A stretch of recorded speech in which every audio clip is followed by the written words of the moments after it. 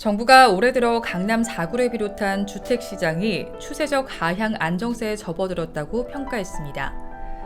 또한 저축은행, 여신전문금융사 등 대부업자를 끼고 주택담보대출 비율 한도 규제를 피해 돈을 빌리는 것을 막기 위해 관련 행정지도를 내년 3월 1일까지 연장하기로 했는데요. 홍 부총리는 23일 오전 정부 서울청사에서 열린 제39차 부동산 시장 점검 관계 장관 회의에 참석해 모두 발언을 통해 이런 내용을 발표했습니다.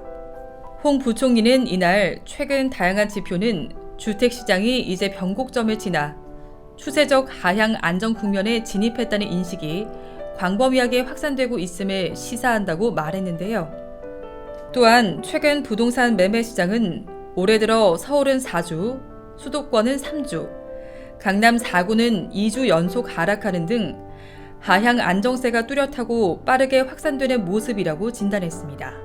그러면서 매매가 하락 지자체 수가 지난해 말 30개에서 2월 둘째 주 94개까지 확대됐다며 어제 발표된 2월 한국은행 주택가격 전망 소비자 동향 지수는 97로 1년 9개월 만에 100을 하회했고, 이는 일반 국민들에게 가격 하락 기대가 보편적 인식으로 확산된 것이라고 평가했습니다.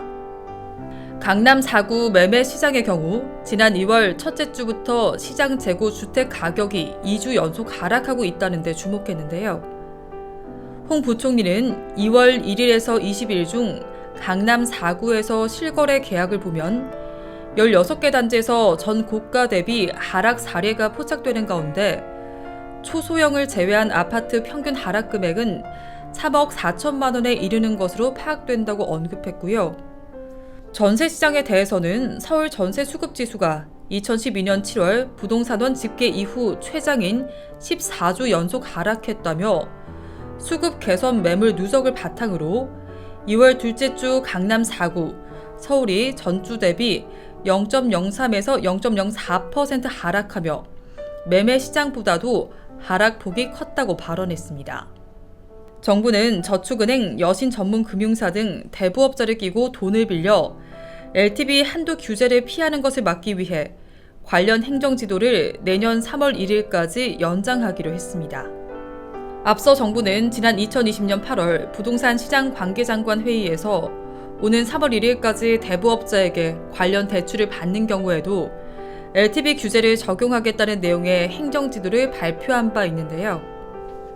이는 저축은행 여전사가 LTV 규제가 배제되는 대부업자의 주담대 채권을 담보로 대출을 실행하는 경우 규제를 우회하는 효과가 있기 때문에 이를 막기 위한 것입니다.